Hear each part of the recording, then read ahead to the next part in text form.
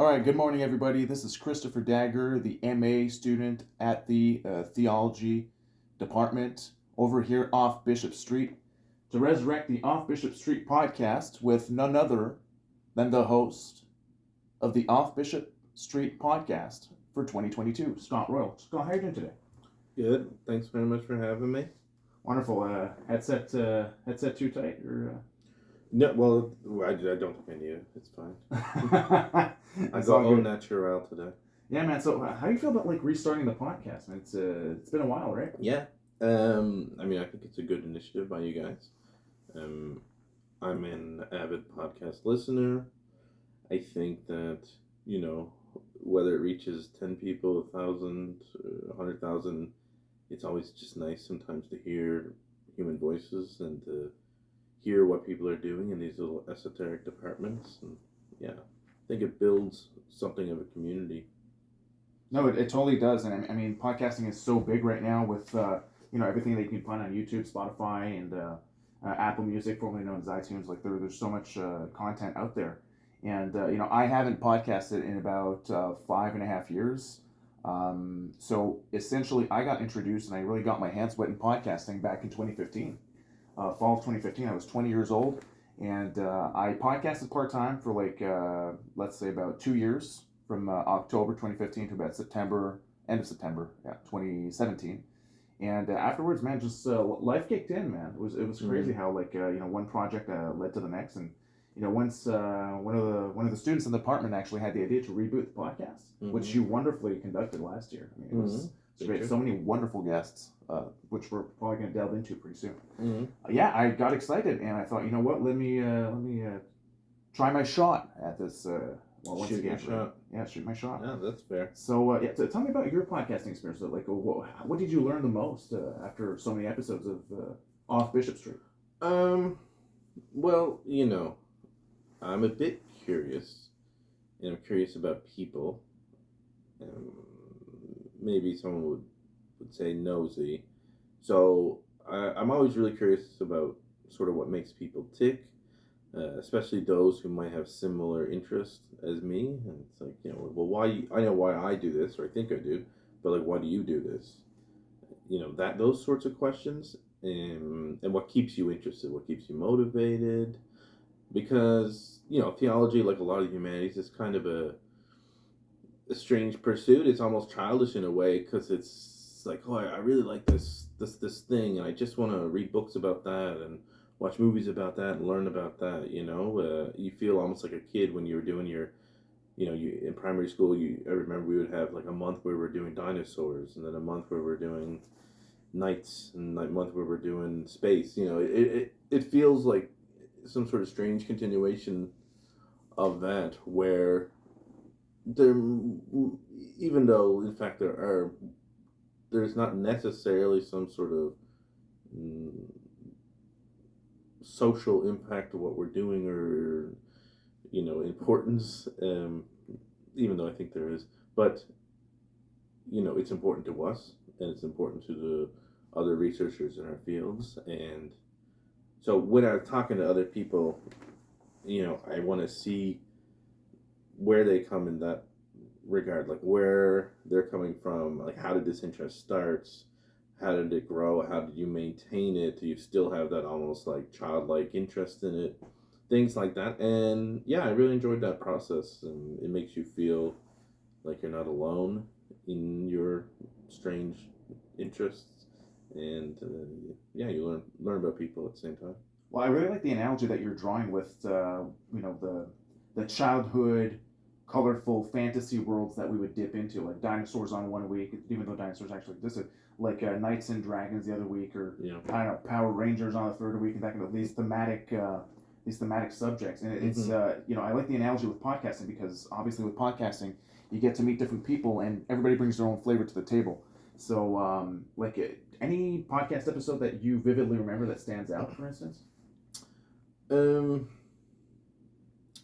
Yeah, I mean, there's a few. For sure, there's people in the department, that interested me. If you go back and listen to Andre Gagne, one of the profs here in biblical studies and political theology, it's really interesting to hear Though I don't think he gets into it so much on a personal level, but it's interesting to hear his progression from he was a pastor, I believe, like in his 20s. And then I think it's like, he didn't take his first university course until his 30s, and then very quickly, um, like, just recognized this intense passion for the subject. And, I think he went through his undergrad and both his graduate degrees in, less than 10 years, and just really, really worked hard at it while having a family. Right. So that's not something I knew about him before. I'm pretty sure he talked about that on a podcast, and maybe it was a private conversation, but I think so. It was, actually. I listened to the episode, and I was super flabbergasted and surprised that, in early 30s, people would be motivated to go to university and just plow through 9 years of bachelor's, master's, and PhD to become a professor, right? It's super wild. Yeah. So just commendable. Commendable, and it's like if you don't have motivation. I mean, I think he was even talking about like, I don't want to make him seem like a saint. He's a guy. He's a good dude. But I think he was telling me that he would even go home to be with his wife and kids, and they would do the nighttime family stuff, and then he'd go back to the library like once everyone was asleep, do more work, come home, and it's like, my God. And then, other than him, I really like both.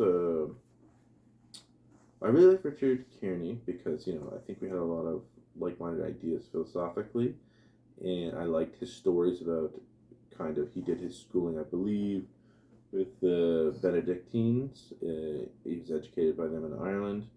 And also Sean McGraw, because he has a very interesting arc too, where he spent years as a young man, like in his early 20s, in a religious community, heading towards, he was essentially a monk and headed towards that life. And then something sort of changed for him, and he decided to pursue academia, and then he himself went on to have a family and stuff. So it's really interesting for me to see talk to these people who, kind of were that close to these like quote unquote alternative like lifestyles, or I don't know what you call them nowadays, but it's not vocations. Yeah, it's not everyone who spends 5 or 6 years at a monastery, and then decides to go be a philosophy prof instead. It's like, oh, what was the monastery like? Like things like that. I find really interesting. So yeah, I really enjoyed those episodes. Yeah, I know, and I binge listened to a few, like especially the one with Lucian Tricescu, the one with Matt Shanahan, the one with Matthew Anderson. Matthew Anderson is actually the first Theo professor that I had at Concordia back in 2014. When I was not thinking about doing theology at all, given that I come from the sciences. My bachelor's was biochemistry. So I took the Intro to New Testament class as an elective, back, 8-9 years ago.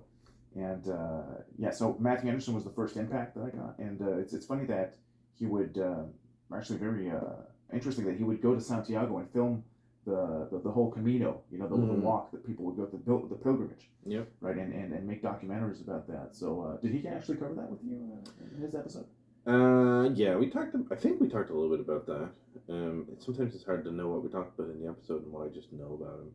But yeah, he's another guy. He was actually the first person I approached to work with here, but didn't work out for different reasons. But he's got a real passion for the subject too, and he's done the Camino. He's done sort of pilgrimages here in Western Canada. He's done, I think, St. Olaf's Way in Norway. He has a love for it. And besides that, he's a great prof. I've TA'd for him, I don't know now, like 4 or 5 times, and he really, really enjoys teaching. He's a great teacher, and he really knows how to connect with the students and get them interested in the subject matter, get them interested in the course, and he's definitely a secret weapon here in the department.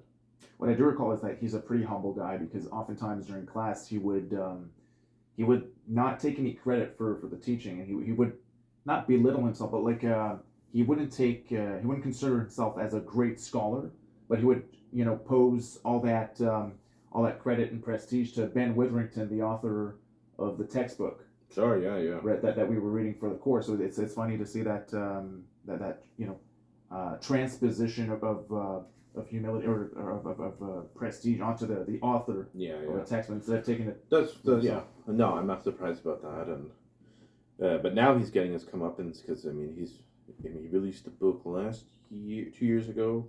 Now I think can't remember the same title, but it's basically like drinking your way through the Bible. So it's like a companion piece that sort of brings together the love of having a drink and the biblical studies. It's a nice wordplay too. Yeah, I don't know if that's what it's exactly called, but that might be the subtitle. And I think this, if it's not already out this year, and that became like a bestseller too, which is really great. And then this year or soon is coming out a book that he wrote, sort of looking at both Leonard Cohen and St. Paul.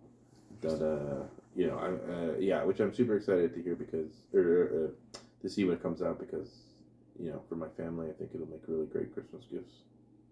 Awesome, that's pretty cool. We talked about Matthew Anderson and Dr. Gagne, but I'd be remiss if I didn't cover Dr. Ceausescu as well.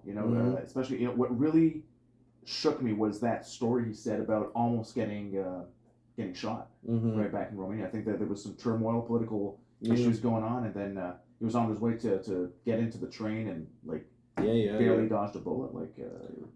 He's had really some interesting, crazy times. Shocking. Yeah, he lived in Romania through the Ceausescu regime and then the revolution and everything that happened there, or the ousting of that regime. The Popescu regime, is it? Ceausescu? Oh, Ceausescu. The dictator, yeah. Not familiar with. Well, I'm not super familiar with it. It's just a Romanian dictator that lasted up into the 80s, I think. And, so pretty crazy times. And it was funny because I was talking to someone about it yesterday. And, they said the same thing. And we were talking a little bit about the Eastern European mindset. And I just laugh at how,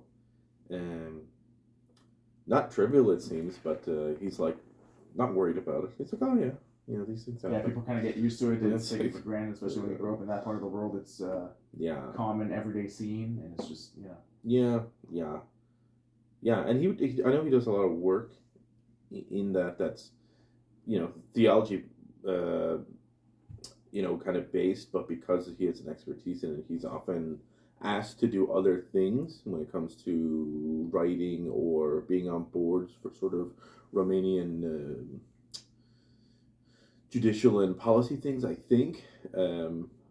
So, it's obviously something he's kind of passionate about or has a vested interest in. He loves Romania, I'm sure, and the country's changed a lot, thankfully. So, but yeah, crazy stories. Yeah, I'm the type who really enjoys traveling, especially in these past few years. Kind of like compensating for my early 20s where I didn't have the money for it. So now that I not necessarily do, but I have a better income, I try to travel at least once a year. And Romania is definitely on the list. I've seen pictures of Bucharest, wonderful city. Not to be confused with Budapest, another wonderful city in Hungary, Bucharest, anyway. But yeah, Romania, I've heard a lot of nice. You could go visit Andrew Tate in jail. I could definitely, that would be a good touristic attraction. Yeah, they're probably bored to death. Yeah. Right.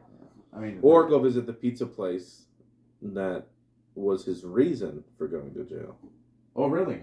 Yeah, okay. Because he made a little video because Greta Thunberg, sort of, she kind of owned him on a tweet or something. Oh yeah, I know about that one. Yeah, he tweeted back a video, and in the background was some pizza boxes, and that's literally how the Romanian police knew that he was in Romania, and where he was because it was from this local Romanian pizza place. Right. So that's how they were able to sort of track him and maybe get the address or whatever. And so now that pizza place apparently, Lucian was saying, is a little bit of a cult famous place now. Right, good publicity, bad publicity doesn't matter. As long as somebody's talking about it, it's good for them. Right? It's there's no such thing as bad publicity, I guess. Or so now it's flooded with people because of the. I mean, they should probably put Andrew Tate's portrait. There. Just like you have they probably owe him a lot of money in a way. Just like you go to any bar or any retro breakfast diner, you're gonna have a portrait of George St. Pierre or Jean Pascal or some boxer or famous athlete. They can put Andrew Tate's picture right there. But yeah, I mean, it's kind of funny because now that I think of it, I'm trying to remember when it was announced to me that Tate got arrested by the Romanian police. I was actually, was it New Year's Eve? Think about it. It was New Year's Eve Maybe, yeah. of 2022, and either that or December 30th, like the day before. And somebody at the bar where I was doing beverage marketing up in Blainville, it's called the Relais Boreal. Oh yeah, People yeah. just show up, they buy a growler of beer and they just walk out, and it's a good Yeah, yeah. business model. So yeah, somebody at the bar told me, hey, like I just saw on my phone that Andrew Tate got arrested for this, that, and the other thing, and I was like, look, Andrew Tate got arrested. God dang, man, like that guy's untouchable. Looks like he's not right Anymore. That's what I think that's why he thought to go to Romania, but yeah, that's like, it. for he wanted to I don't know, like get closer to the culture, I guess, or I don't remember the reason why he went there. I'm not a specialist on I don't know Andrew either. Tate theory, but like I think he preferred Romania over the United States. And he's a dual citizen, right? He has UK citizenship and United States citizenship, right? So anyway, I mean, let's segue over to Scott Royle, man. Like we've done a nice introduction talking about a few people. Let's talk about you, man. So Sure. tell us more about like your day-to-day and your basically your introduction into this world of theology. Like what brought you to be interested into studying theological studies? Well, I mean, previous to this, I did a PA and MA in religious studies. Um, I was, well, I've just always been interested in religion and philosophy, things like that. They were common things around my house. My parents are fairly religious, but also fairly liberal. And my dad is, I can't remember what he is. I think he's deaconized he's got a theology degree too. Anyway, but I did the MA in religious studies was in completely different area. I did an ethnographic study of Muslim immigrants in St. John's. But that sort of interest in the history of Christianity, philosophy of religion as it pertains to Christianity, things like that, that was still there. So, and when I came here, I knew about this program anyway.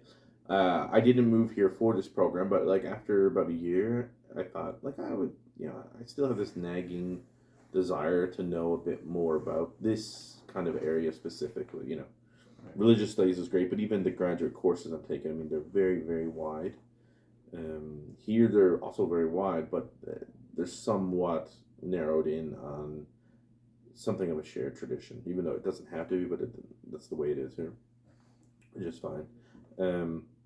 So yeah, I thought, why not? Why not pursue that? Even I've basically been pursuing it kind of part time. Like for my first year, I was full time because I had the time to do that.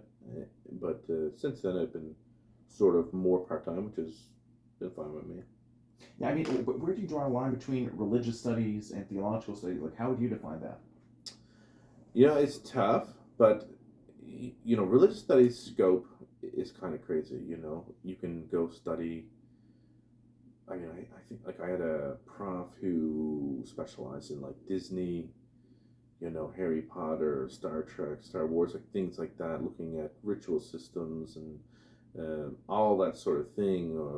And speaking of ritual, like my supervisor for my first MA, I mean, that's what he was heavily involved in, just ritual studies in general. His own research did have a lot to do with Christianity, but it didn't have to, because it's real more like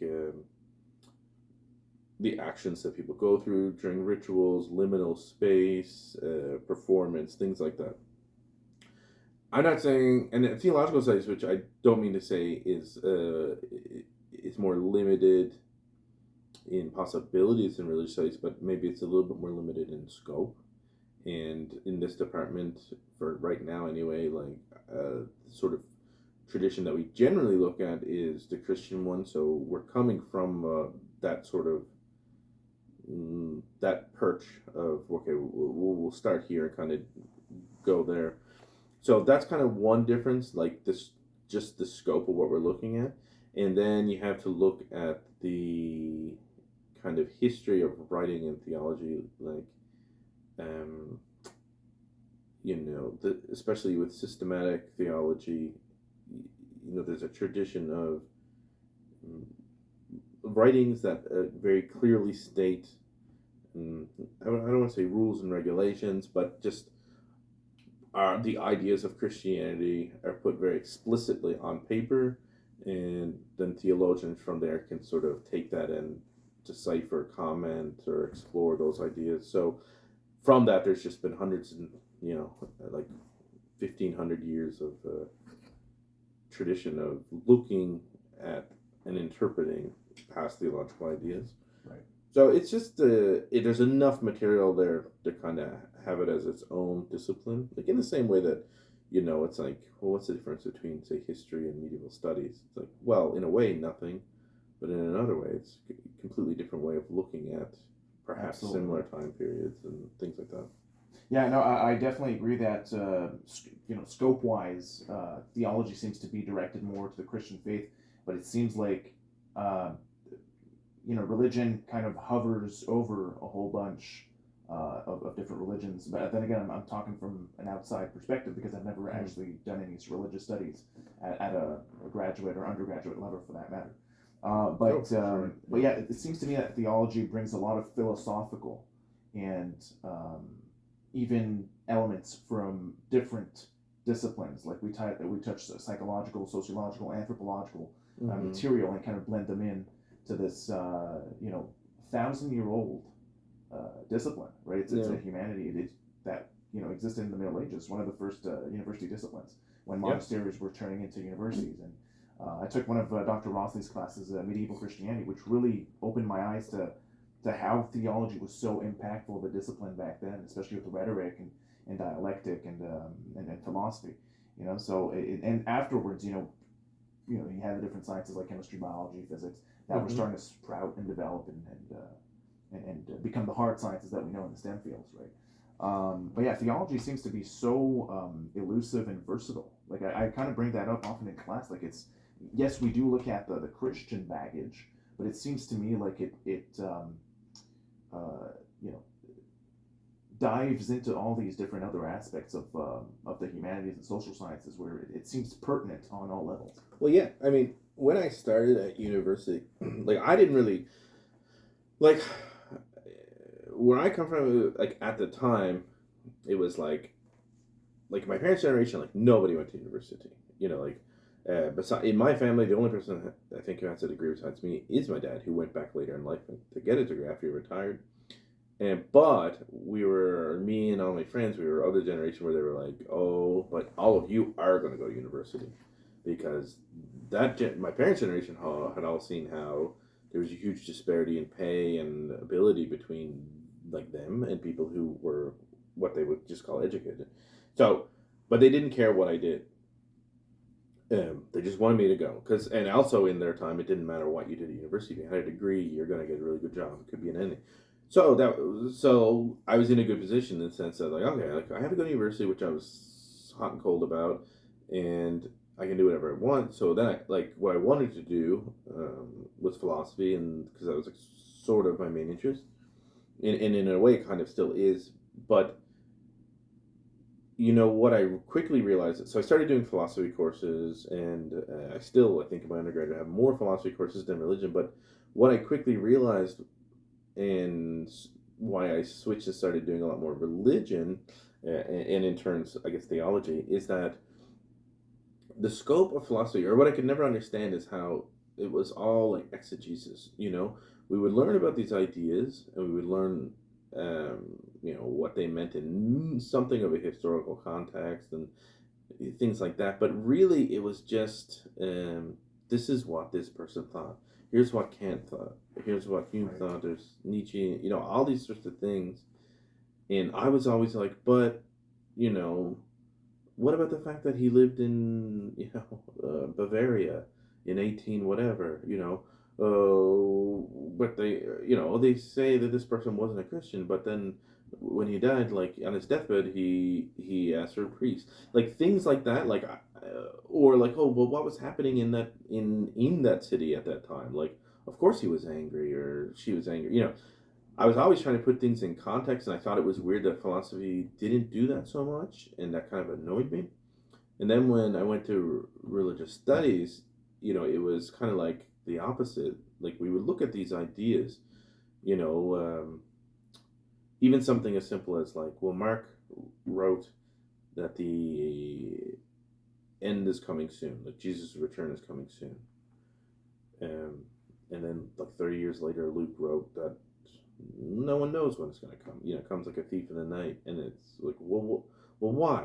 It's like, well, like when Mark was writing, Jerusalem was burning basically, and it really did seem like apocalyptic. When Luke was writing, half a decade later, things had improved a little bit, and it's like, oh, well, maybe this isn't the end of time. And then with all things, like Aquinas, of course, his writings are still cherished and by everyone, including myself. But him saying at the end, like, "Oh, everything I've written is just straw." Yeah. So many people have written on that fact. Which I feel like in philosophy that might be just dismayed, or pushed aside, not dismayed, but to me, I think it's really important.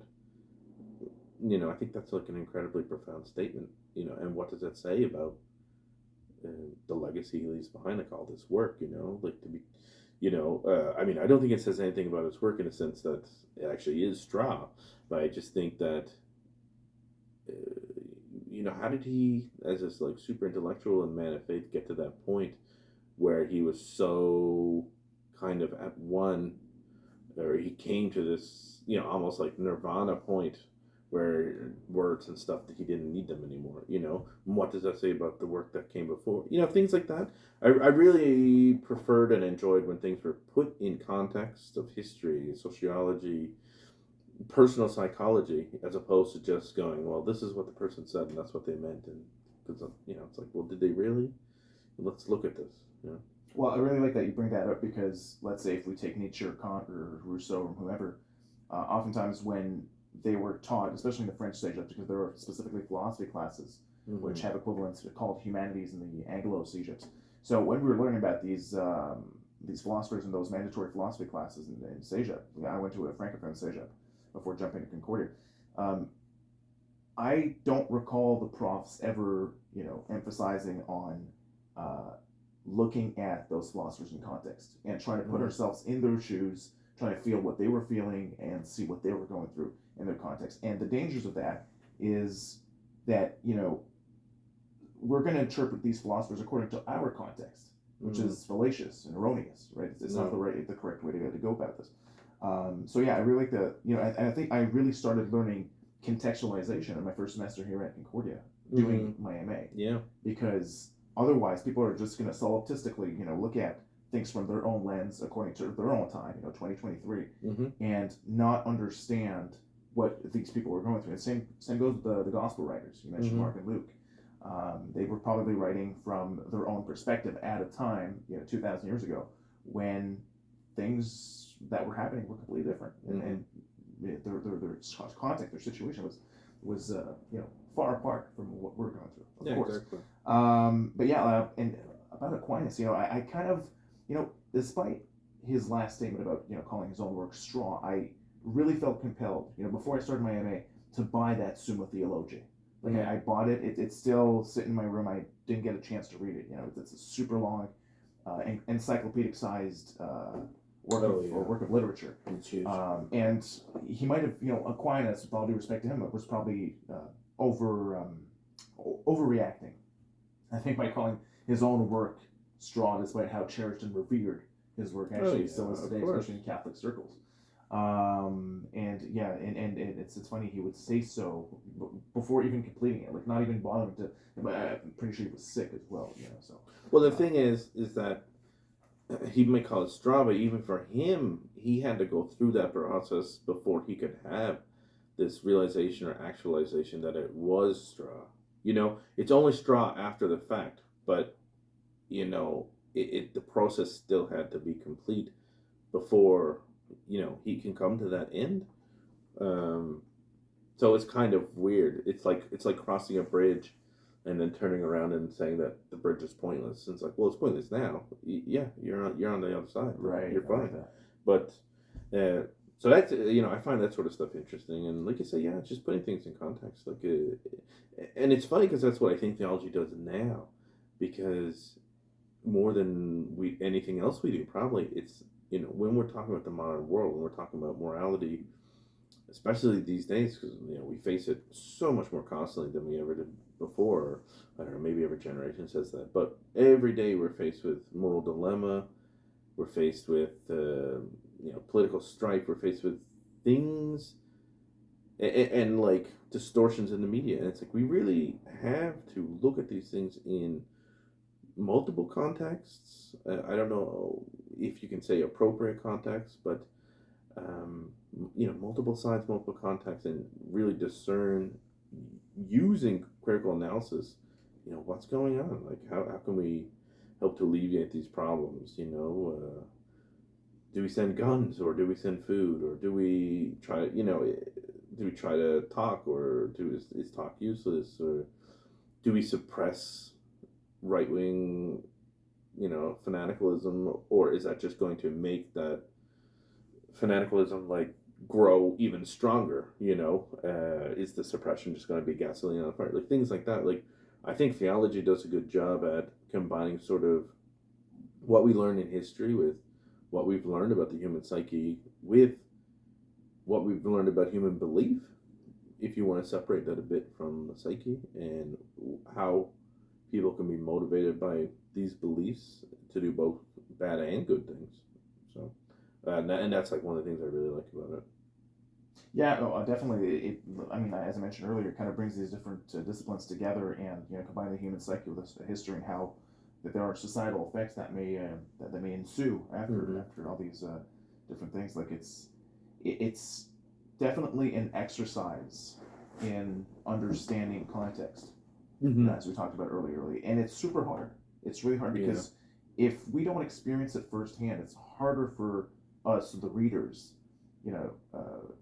if we're comparing with the gospel writers like 2,000 years later, to understand what they were going through, because we can only read about it and it can be so descriptive, but still, like, we need to actually feel it, which kind of gives a teleological aspect to theology where we might be striving towards a point of comprehension, but we'll never attain 100% comprehension of the matter. I feel. I don't know if you agree on that. No, 100%. In fact, that's what a lot of my thesis is about, and like to use like the analogy, I say of the figure of Christ, it's like that's sort of the point too. We'll never know what it is to be perfectly human, because only Christ can be, and we'll never know what it's like, to be free of sin, because that's only Christ can be. This is, let's say, from a theological standpoint. Right. But yeah, that like I transported those ideas sort of in the writing of my thesis with the idea, the idea that we have to use, or we've used Christ as a kind of benchmark for, say, suffering. That's what we did or we still do forever, or that's what Christians do. But even secular people, I think it's still ingrained somewhat into the common psyche of like this idea of Christ as the sufferer. But I think we looked at that figure on the cross so much in the past from like a physical suffering, Right. both because it's obvious that he's suffering physically, and a lot of what people suffered, or at least what they outwardly suffered, was physical. Ailments, disease, cancer, broken limbs. People on their deathbeds. That's the sort of imagery you get, like mothers holding crucifixes and Jesus suffering. But now, thanks to modern medicine, thanks to modern rules and regulations and times, people still suffer physically, of course, but we don't suffer as much physically. But I think people suffer not more than they used to mentally, but it's at least more open that we suffer mentally. Right. Anxiety, depression, things like that. So a lot of my thesis is we're kind of recontextualizing the suffering of Christ to be a tool, because that's what it was in the beginning too, like a tool or a guiding light for those people who do suffer mentally. And you know, looking at there's tons of clear instances even in the scriptures of how he suffers. You know, he says he was anguish unto death. Like it says he was so upset basically that he sweat blood, and he didn't want to die.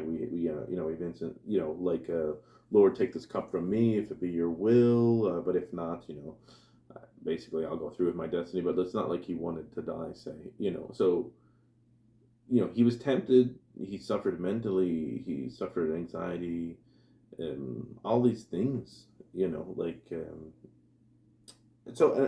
Point being, I think that theology can help contextualize things, even from the past, even from our own tradition, to make them useful and important contemporaneously. Like right now, I think this is an important thing, and I think it could help both people who believe, say, in Christ, but also people who don't necessarily believe, but could still look to people of moral fiber and go, "What can I get from you?" I do remember texting a pretty large paragraph to one of my Christian friends about the different aspects or the different angles through which Christ was actually suffering on the cross. And as you say, it's not only a physical suffering, despite the fact that the most ostensible suffering that we see in that portrait, in that picture, is Christ suffering. A dislocated shoulder, perhaps, lots of blood, thorns around his forehead and around his head, actually, and nails in his ankles and his wrists. So that the physical suffering is definitely gruesome, and he got whipped on his back, and his back rubbing against the splinters on the cross. Not to get too gruesome for our viewers here, but it's definitely obvious. But I really texted him about the psychological suffering. Think about it. Your mother is within, I don't know, let's say, random number, a 50-meter radius, right? Crying her eyes out. You're the disciple that you, your bro, like John the Evangelist. He was Jesus' bro in among the 12. He was there standing next to his mother. So he has his mother watching him, his bro watching him. He's his friend John, and let's not forget that all the other disciples abandoned him, right? And nobody was there because they were fearing persecution, because people were could have gotten killed. Peter denied him 3 times, right? He obviously doesn't know that because Peter was somewhere distant. But your friends abandon you. Your mother's crying in front of you. You're dying of asphyxiation, right, on the cross. You feel like he even cried out, like, "Father, Father, why have you forsaken me?" in one of the Gospels, right? So he feels abandoned on all ends, and it's add to that the feeling of almost failing a mission. Like, I'm pretty sure he felt in his mind somewhere that he failed at his mission at 33 years old, being hanging on the cross, thinking, hey, but at the same time, I'm pretty sure he's convinced that this was what he was meant to do, because given that he was a logos, and that theologically he pre-existed every other creation of God, right? I'm pretty sure that he knew from the start that at some point in the year, I don't know, 30, he was going to suffer and die on the cross for the salvation of everybody's sins. And having that immense burden on himself, not only as a divine creature, but as a human creature, it's just, I don't know, it seems tremendous and excruciating. Yeah, for sure. I mean, it's super interesting to me. And I mean, yeah. And I feel the only time I feel really systematic in a way is like when I feel like it doesn't even matter to me if the historical person of Jesus lived or not, but I just like the fact that we can theorize from this one life of what was written about it, all these sorts of really interesting ideas that have been, that have grander theological implications and stuff. I really like the idea that, I can't remember the Greek writer's name, but he wrote The Last Temptation of Christ, which Martin Scorsese made into a movie. one of the largest sufferings of Christ isn't even anything he's lived through. It's what he's never going to get to live. Which Scorsese kind of shows in the movie like really well, through the temptation. But the little things. It's like he knows he'll never marry. He'll never have children. He'll never grow to old age. He'll never watch his friends grow to old age. Um, he won't be there for his mother when she's dying of old age and needs her. And, the laughs he's not going to have, the dinner he's not going to have. Like, that's really interesting to me. Because again, it's not something we bring up a lot, but this is an internal anguish of a young man knowing that he won't see his next birthday, and therefore no other birthday after that, and in all of the small things that he'll never get to do. But on the flip side, it's not like the normal story like that, because he's also confident in this sort of like divine mission he has. I mean, people like that now, of course, we'd call them like lunatics or whatever. It's like but on the other side, it's like soldiers or something. Someone, like I think of a Ukrainian soldier, like who, maybe there's a 33-year-old Ukrainian soldier in the field somewhere, knowing he very well might not see his next birthday, but he has in his mind some sort of divine mission. Again, that's like just another example of how there's this analog available to people through Christ that I think isn't really fully explored or realized yet. And it's like the psychological analog, emotional analog, and and that's sort of like what my research is about. But yeah, super interesting stuff. Yeah, well, you know what? I think it's a good time for you to perhaps, if you'd like, talk about your thesis and your research. Like, can you just give us more information on Well, I what won't it go is? too long. I mean, I kind of explained it. It's basically just looking at um, how we can shift slightly, or maybe we are shifting slightly. I don't know, from the idea of the passion, um, being solely or the attention giving too much on like the physical components, as we as a society, as a culture, at least in the West, um, we don't have as much, you know, or as much physical worries as we used to. Obviously they're still there, but I mean, like early death, um, disease and stuff like this is not as common. I mean, even with COVID, I mean, you're talking about a worldwide pandemic that, yes, horribly killed, like, millions of people, I guess millions, but I mean, if this had been, only a couple hundred years ago, I mean, this could have been an extinction event, Right. Absolutely. thankfully, thanks to modern science and stuff. But, as people say, there's, an ongoing mental health crisis. Now, in my mind, I feel like anxiety, depression, all these things have existed for, probably as long as man, but they were just dealt with in a different way, or, um, sort of just kind of pushed under the rug, or, Right. so to use the suffering of Christ, his emotional suffering, as an analog, and therefore compassion sort of companion for the modern individual.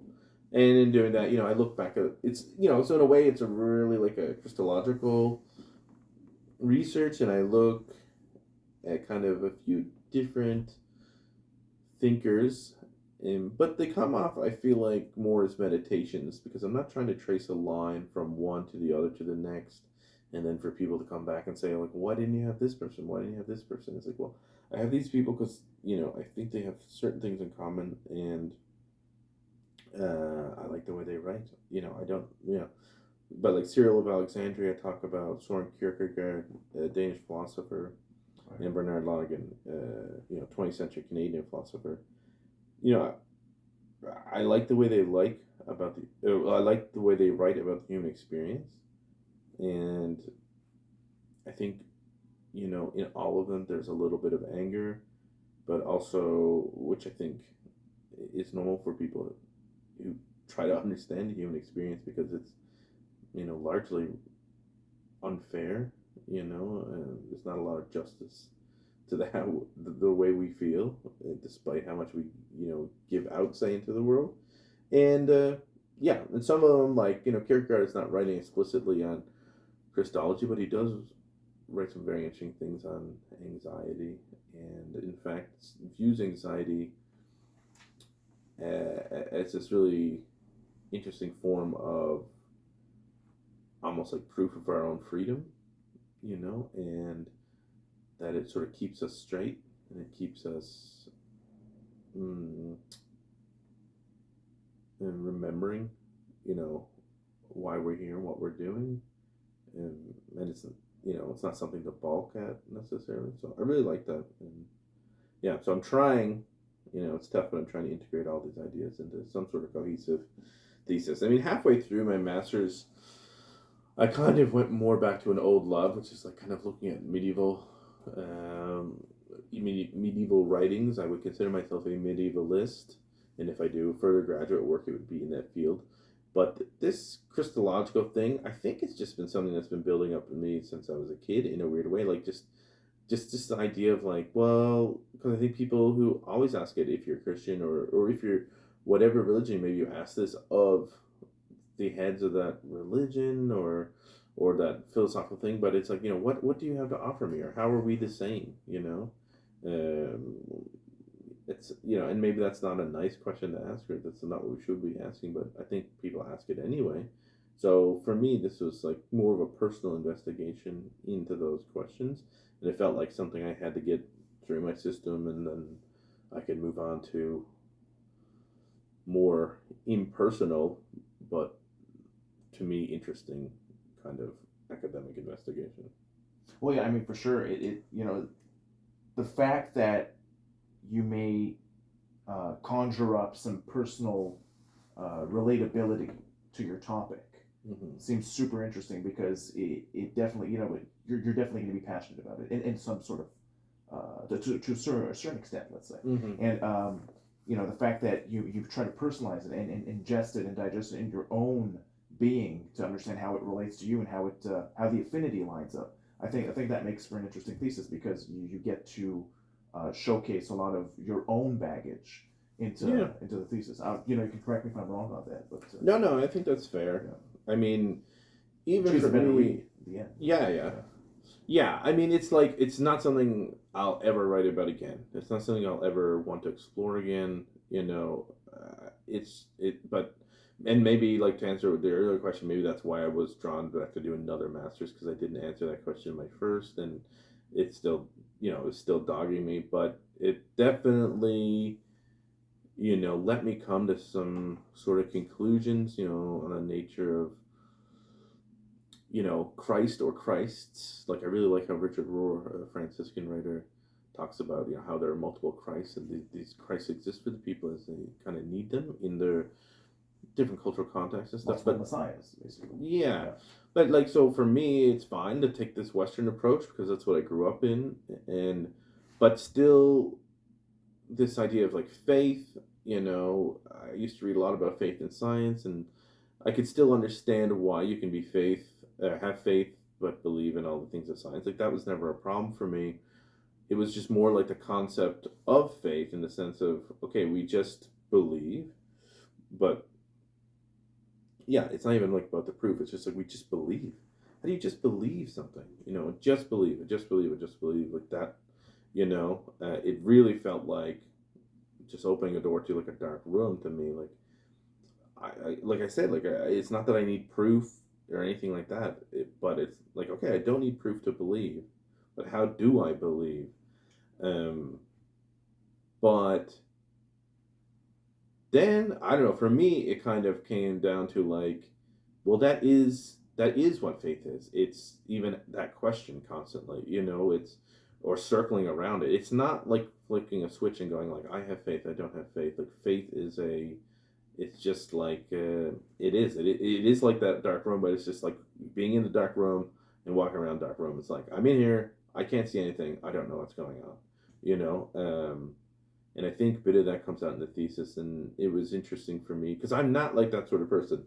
I don't hate, because no hate, but when people are like, I'm not religious, but I'm spiritual. It's like, well, I've never been. I don't want to just pick and choose. Like, what does that mean? I don't know what that means. Like, Sounds more like a trendy thing, to be honest. yeah, I just never understood what it means. Like, I just don't. Like, I think I know what people say that want it to mean, and I'm not. Again, I'm really not trying to.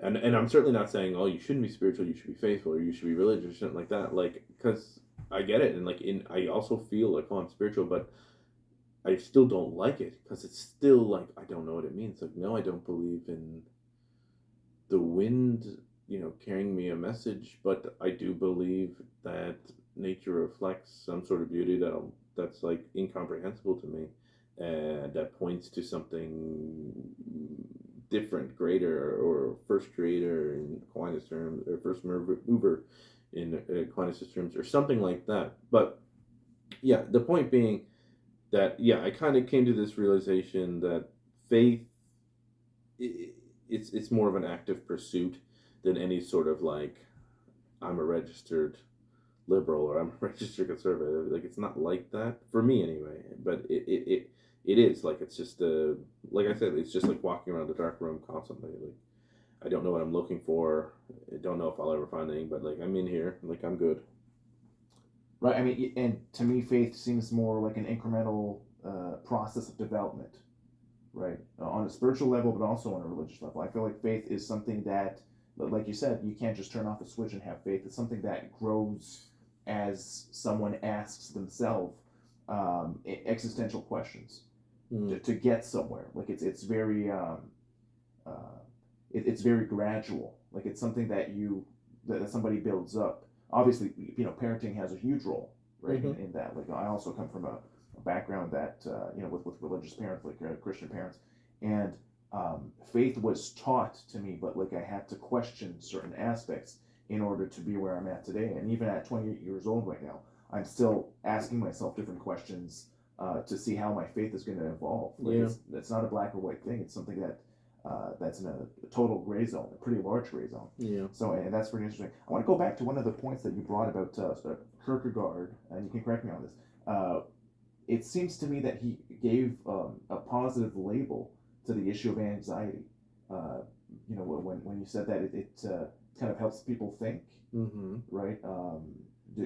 Well, and for some reason, I kind of interconnect that with something that you probably know the rapper 50 Cent once said something very wise. Actually, he said that, and many people may disagree, but um, depression is a luxury apparently.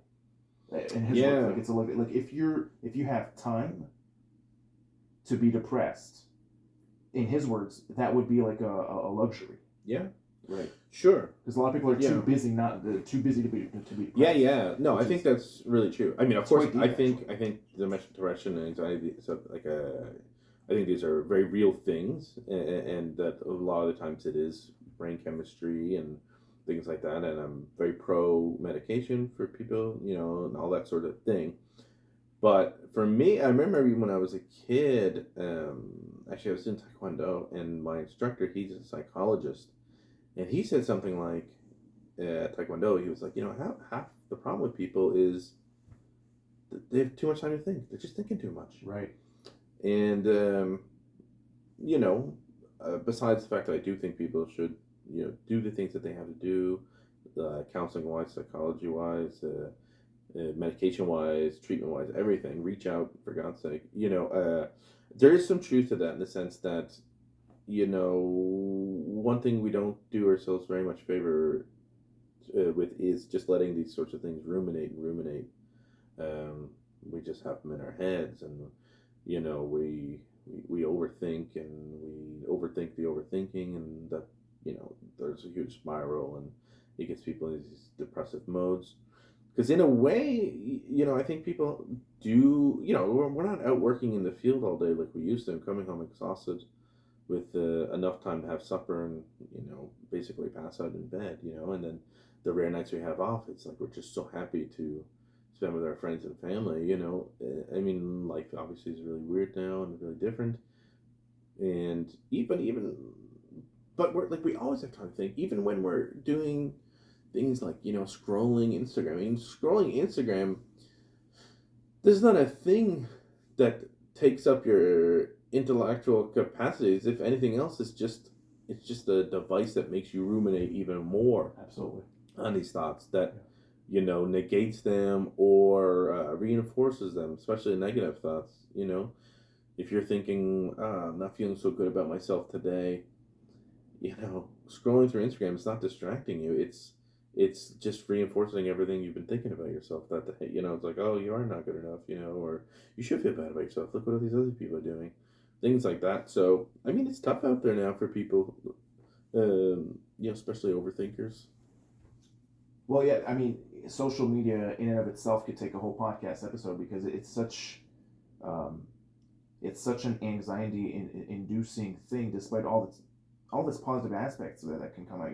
The interconnectedness of people and the means of communication that it brings. But it's been in the news so often that it's hard not to cover that topic, to be quite honest. And it's such a weird beast in and of itself to see like how a digital, artificial, if I can say fake world can influence somebody in such real compartments of their psyche, Yeah. in such real, on aspects of their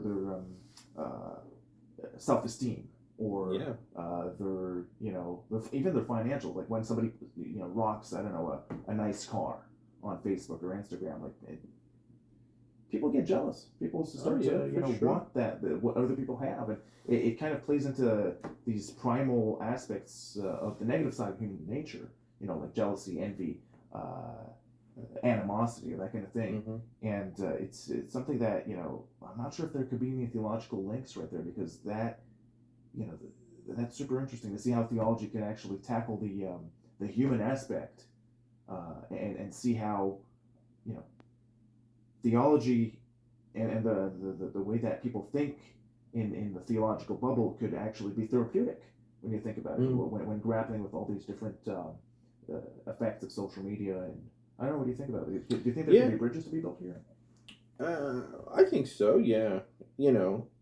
Well, like, and I would say too that, I mean, it's not all bad. And like, I mean, I heard somewhere the other day about a guy who, he was saying, he just picks like 2 or 3 time periods in the day and he spends 10 minutes on social media. And he limits who he follows to like people that really just do bring him like joy. Like, oh, like, I really like seeing this, So he's not on it all. He really is just on it, say, to just check it. But there's something overall, and that's where I'd like to be. But overall, there's something to be said about, like, you think it's like, well, I'd never let my kid have this.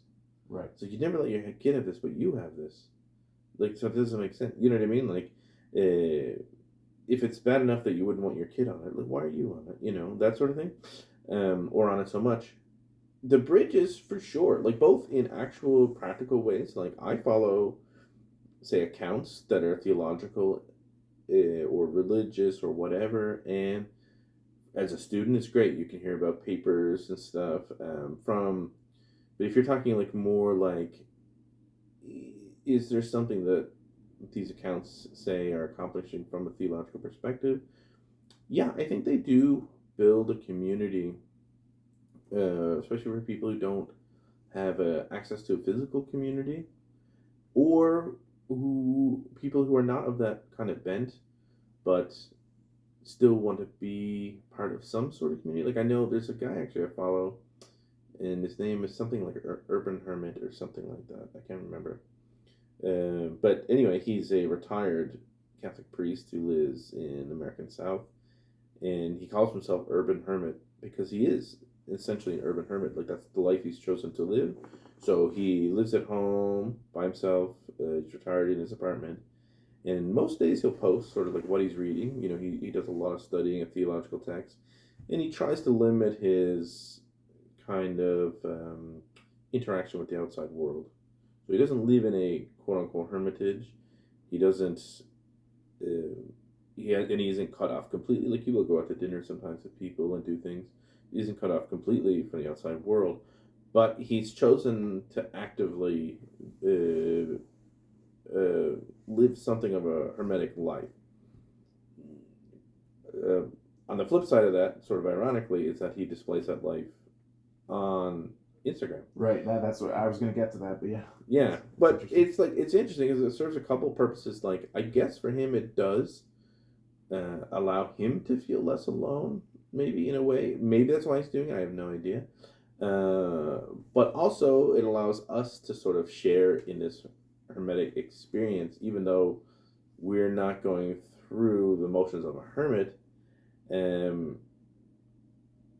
It's for me anyway. It's like a breath of fresh air to see what this sort of what I call slow living approach can be, and that to life, and that kind of inspires you a little bit.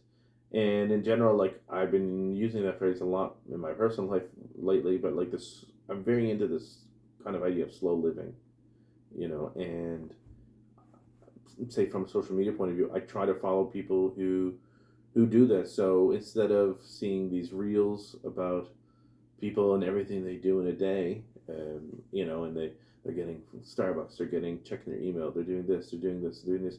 I'm watching those same reels, and it's like, what did I do in a day? And like people are literally just filming themselves. And it's like today I read for like 4 hours, then I made 2 eggs, I went for a walk, came home, had some supper, and went to bed. Super trivial.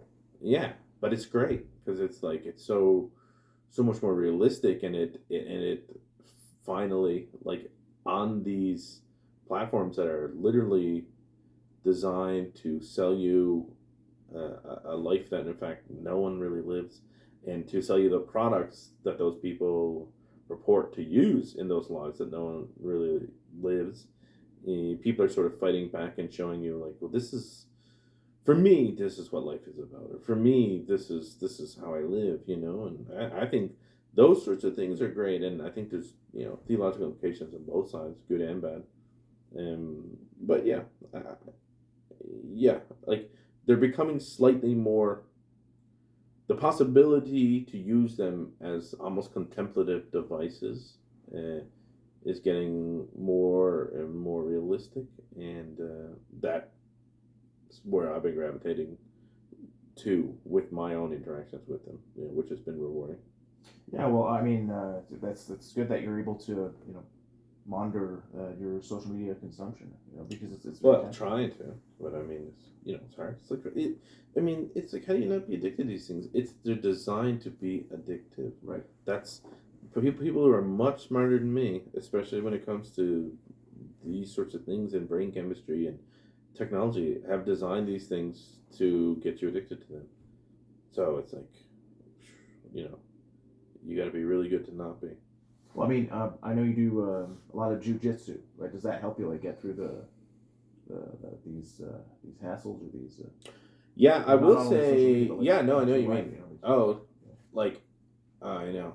I wish I could, like, get everyone to try like a jiu-jitsu class, because it's the sort of thing where, yeah, you leave a class. Well, I had a good. I have. Yeah, so, yeah. A long time ago, but yeah. That's right. Yeah. Well, I had a friend, a good friend of mine, years ago. When me and him were just talking about anxiety and stress, and I said, "Well, how do you deal with it?" And he's like, "I go to the gym. It's like I get on the treadmill and I start running." And he's like, for the first 15, 20 minutes, like I'm still running. I'm thinking about things. He's like, I'll keep running on the treadmill until all I can think about is my desire to get off the treadmill. That's all that's going through my head. Like, I want this to stop. This is so hard. I want this to stop. It's all that he had the space in his head to think about, because it was such an urgent, immediate sort of, not real because it's him doing it, but, his body is saying, we're in danger, or like, what's going on, It's a chore for him to be on the treadmill, basically. It's a chore, but like even beyond that, like everything in his mind and his body has to be focused on what's happening, because it's just taking up all his energy, all of his mind space. There's no distraction because he can't be distracted. And jiu-jitsu is the same way for me, yeah, for sure. Like it's when you're doing it, I mean, there's literally no space to think about anything else, so. It's like a liminal space, like we talked about earlier. It's like you're going somewhere, and then for like an hour of your life, 2 hours of your life, that's the only thing you can think about. So it's the only thing you do. So the come down from that is amazing. Like when you're done, you finish, and you feel like you've gone through like a therapy session or something because you've just been relieved of these mental burdens. Even for a short period of time in your day, that's such a huge impact to your overall mental health, and it allows you to recalibrate. It's like I always say, or my whole life, even since a kid, it's like if I'm upset or if I'm thinking through things, it's like I'll just go for a walk. Even the act of going for a walk, I mean, I've never thought through as many problems or breakups or money issues or arguments with family or something than I have like just taking like a 20-minute walk, half-an-hour walk. Right. And I can't imagine anyone comes back from a walk and thinks that they feel worse than when they left. I mean, that would be a walk. I'm sure it's happened, but it seems like a pretty rare thing. I mean, I try to go for a walk every day, like especially if I'm taking an online class. I'm sitting down in my office, at home in my room, for like 3 hours. I definitely need to get up and take a walk. Yeah. Like that's for sure. And yeah, like it just I tried maybe two classes, two jujitsu classes, and it's amazing how difficult I found it, but at the same time how thrilling the challenge is. I don't know how many years you've been doing this. In 7 or 8, I guess. 7 8 years of jujitsu. That's a lot of jujitsu underdeveloped. Yeah. No pun intended. I mean, it's something there's something for everyone. You know what I mean? It's like playing guitar and stuff too. Like if you're playing guitar, after a few minutes, you start to really get into it, or piano or whatever. I mean, you get enveloped into the activity that you're doing, especially if you're like learning something new or doing something difficult. Like your brain doesn't have the space to fit other things. You can't run arpeggios or something and then thinking about like, oh, should I call that girl back, or what did that guy mean when he said this thing? It's like there's just no space for it. So which is better, in a sense, because it's just clutter. And, 100%. I mean, you will inevitably come back to it later, but it's wild how much better you feel just even being released from it for a short period of time. Right, and you come back to it differently. And well, yeah, right. Exactly. Like you're not going to tackle it from the same angle. Hopefully. I mean, right, yeah. Any favorite jujitsu maneuver that you kind of use? No. Like a secret trick that Scott Royle has in the bag? No, I mean, I'm a big guy, so... Which you don't need to be for jujitsu. That's interesting. No, certainly not. No. Oh, and there's lots of guys that are literally half my size who beat me up constantly. No, I mean, I like choking people. Like a rear naked choke or a... Yeah, because there's a finality to it, right? I mean, so jiu-jitsu is joint locks and chokes. Joint locks are great too, but I mean, you can break someone's ankle. Theoretically, I guess they could still keep fighting. It happens. Things like that, or people who don't tap. But I mean, a choke's a choke. I mean, you either give up, what we call tapping, or you go to sleep. So, I guess the choice is yours, sort of thing. When I tried jiu-jitsu, especially with, or just wrestling in general, with in different capacities, whether in a class or just for fun, like at a party or something, I really never minded, losing. Like I wanted to see how far I could go. Let's say if I'm receiving a choke, right? If I'm getting choked out in a jiu-jitsu maneuver, I wanted to see how far I could test myself. I'm the type of person who really likes testing himself. So I really wanted to see how many seconds I could last before actually just giving up and tapping out. Yeah. So I think that's the positive aspect of failure or losing. Like there's that educational aspect to it where you can learn more about yourself and your capacity, your capability of let's say in jiu-jitsu, like, you learn from one session to the next, like over the past. That's why they say in jiu-jitsu you win or learn. Resistance. What's that? They say in jiu-jitsu you win or learn. You win or learn, and you don't lose, which is very positive. I have to go. Let's own in. Someone's at the door. Sorry. Let's take a break. I'll be right here. Scott Royle, everybody. We're almost nearing the end, so let's just see what's happening right here. Hey, sounds really good. Oh, hey, Rich, come on in, Rich. No, it's okay. I got to go to the conference. Okay, well, you're gonna have your turn soon, so it's a off Bishop Street podcast. Love it. You did not, right? No, I thought you So it's interesting to see how again I really have to put emphasis on the fact that theology really stretches into so many different fields, and the ambition that I have for the podcast is I really want to have a lot of people from different fields, whether it be political science, sociology, anthropology, religion, psychology. All these different fields have some form of relevance in the theological realm, and it's great that I'm having Scott Royle on because he was the former podcast host, and he really did a wonderful job. A bunch of episodes which I recommend you go listen to online. They're only audio. We're trying to do it. They're trying to reboot it in an audio visual capacity right here.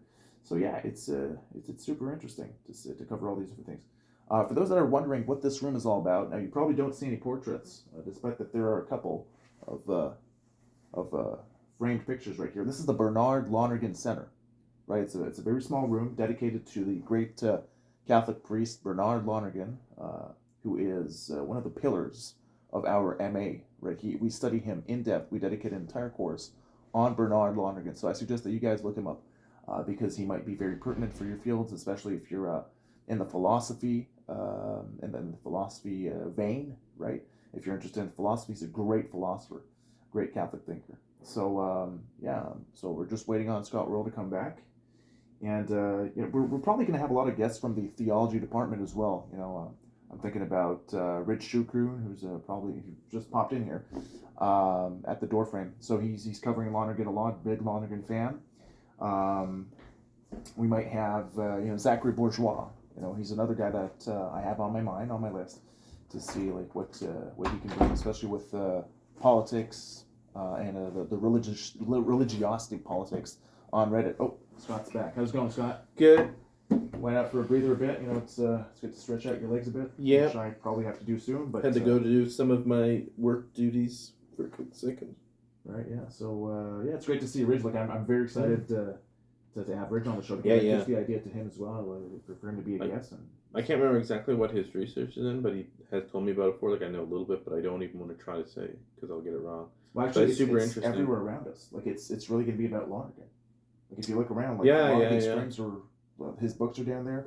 So he's diving deep into Lonergan actually for his thesis. Yeah, I'll be super curious to read it when it's done. Which is great. So I mean, we talked about jiu-jitsu, we talked about your thesis, we talked about a whole bunch of different guests that were on the podcast last year. One thing that I want to know about your bio is your transition from Newfoundland to Montreal. Like, what made you choose Montreal? What interested you in this city, and what kind of brought you here for not only as a student but as a person? What was your attraction? Well, I just like to change things up. I used to, I've never been like a big traveler, like as in going to other countries and overseas and stuff. But used to travel around like these parts of Canada a lot and the east, and where I stayed for a very short time, a couple times like in Toronto. I lived in New Brunswick for a couple years. I came to Montreal a lot. Usually it was music related, like a few times I played concerts here. Other times I traveled with friends, bands and stuff, and I liked a lot of things about it. I liked it's, in a way, sort of the very diametrically opposed to Toronto. Like the living here was cheaper, and the culture was a little bit, or a lot different, but a little bit more to my liking. Little things. There's a lot more green space here than other large cities.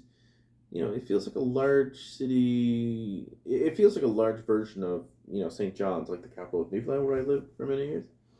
And I like St. John's. So, yeah, it was great. And the culture and the arts here and stuff, I've always been a big fan of. And like I say, it was a relatively cheap place to live. That's changing rapidly. But I thought, why not try it out for a little while? And, yeah. I mean, I'm originally from Toronto. Grew up in Toronto when I was a kid. I moved here at a fairly young age, a very young age actually, and I can definitely understand the differences between both cities. Toronto's a huge 8 million person living, a huge city with 8 million people living. If you include the greater Toronto area, when you can compare to Montreal, like the culture is a bit different. The vibe's a bit different, and not necessarily better or worse. It's just Toronto's Toronto, Montreal's Montreal. Like everybody has their own color and their own flavor, added to it. But when I look at the different towns that I visited in Canada, I wish I had the chance to visit Vancouver, because I've never really been out west. Up until I stopped at Edmonton a couple of years ago to go watch the Edmonton Oilers against the Los Angeles Kings with my mom. She had a business trip, so it really it worked out well. But I didn't go further, to see British Columbia, because you talk about green space. Apparently, British Columbia has the most wonderful green space in all of Canada. Yeah, I've never been out there either.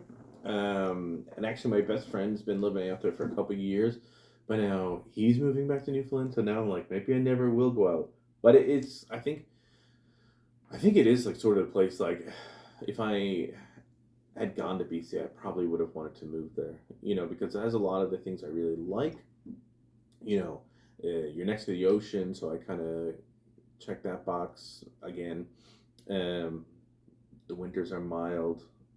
Good people, lots of green space, great nature, but very expensive. So so it would have been this thing of like, well, now I'm so far away from my family, and I'm paying so much to live. So I hope to get out there one day, and I'm sure I would love it. But in a weird way, I'm glad I have, because or I didn't when I was younger anyway, because I think I would have just wanted to stay. And I probably would have never been able to afford it, or maybe I would have went to law school or something. I don't know. But yeah, I hope to get out there too. My friend sends me pictures all the time of him just walking his dog. It's really nice there. Yeah, I visited Halifax, Ottawa, Toronto, Edmonton, but Vancouver's still on the list. Quebec City was great. Charlevoix, like up in northeastern Quebec, like all the way to Tadoussac, like to go watch the whales from the boat. I was up there. These cities, Canada has a lot of gems. That's it does. Yeah. Nova Scotia, which I've never lived in. Halifax, I've spent a lot of time in, but and it's great. But like other parts of Nova Scotia, like Lunenburg County, that's the South Shore, like these places are like incredibly beautiful and very known to everyone that like either has lived there or visited, and it's the sort of places that you always go back to because they're just so strikingly beautiful, but not super well known outside. Like Nova Scotia in general as a province is, I think, very underrated, very beautiful. I was gonna say, like Halifax, when I went there back in 2017, seemed to be blossoming at a very early stage, but still like growing and everything. I feel like it's such an underrated city, to use your word, underrated. Like it's super underrated. In my fantasy mind, I would have thought that since it's off the shore, had it been a little bit hotter, it could have been the Miami of the North. But that's obviously stretching it because how hot Miami is. But East Coast. Off the Atlantic, I felt like it has a lot of potential. If it weren't so cold, but it is super cold because it's off the shore, right? And then the water makes the wind a bit colder, especially with the convection. So well, they have the Arctic current. It's the same thing with Newfoundland, because in fact, latitudinally, I think say like St. John's, Halifax, these places are basically the same, on the same line as like Paris. Places like London, I think latitudinally are even slightly more north, and also on the west coast, of course, it's not that cold. Yeah, it's much hotter than here. Yeah, but we have the Arctic current, which sort of, like if you're next to the ocean, you should theoretically, it should be milder winters for you, and milder summers actually.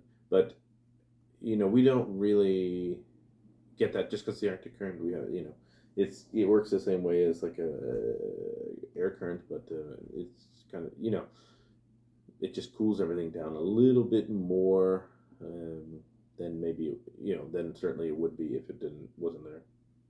That's great. Yeah, it's definitely it's definitely something I want to think about. Just to make sure that I understand like the geography aspect of it, because it's super interesting to see how those currents actually differ from one region to the next over the whole Canadian territory. It's because I really heard a lot of things about Toronto being slightly hotter than Montreal, and case in point, like when I used to go there for Easter, I noticed that they wouldn't have any snow anymore. Right, it would be Yeah. completely green, almost completely green. Whereas in Montreal, we'd still have melting Yeah, yeah. snow around in March and April.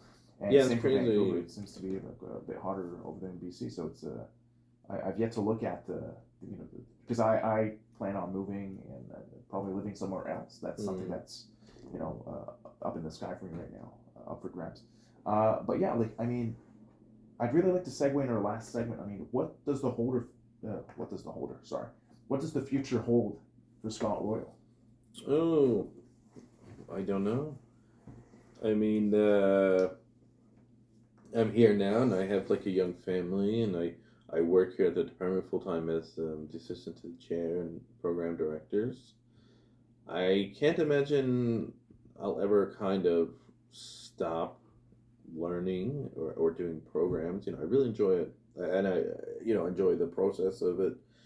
And even though some parts are really hard and some parts are really frustrating, so probably more of that.